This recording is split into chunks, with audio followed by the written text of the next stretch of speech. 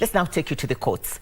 Drama ensued at Milimani's Magistrate Court as Mukurweini legislator John Kaguchia tried to flee from custody. Now, the first-time member of parliament who was arraigned on Tuesday in the morning and was to be charged with hate speech escaped in the afternoon as court was preparing to rule on whether to take a plea and a high court order barring his arrest.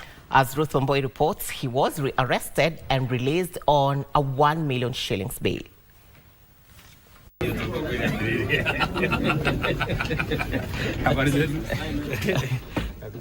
After being arrested at Royal Media Services, Mukurweini Member of Parliament John Kaguchia was presented at Milimani's Magistrate Court.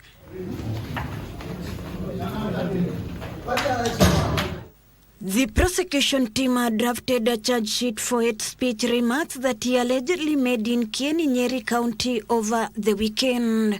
However, before Kaguchia could take plea, his lawyers opposed the charges, citing jurisdiction boundaries among other issues. The accused's rights under Article 49, Article 48 of the Constitution has been trampled upon.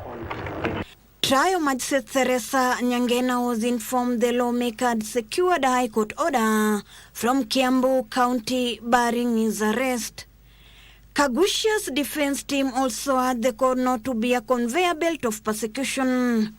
You are invited to apply the law and see whether there was compliance. If therefore there was no compliance with the law and it is so dictated that there must be a compliance,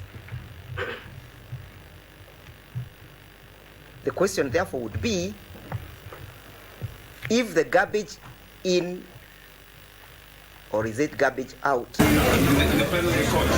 Meanwhile, confusion reigned in the afternoon when the court retired for a ruling and the MP was sneaked out of the court's presence, leading to panic among security officers.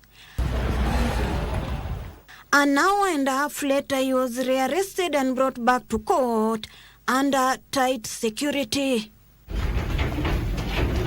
The court expressed disappointment with the misadventure, slapping him with a 1 million shilling bond, pending ruling on plea taking on Wednesday. And you are saying he's an advocate, he knows the court procedures.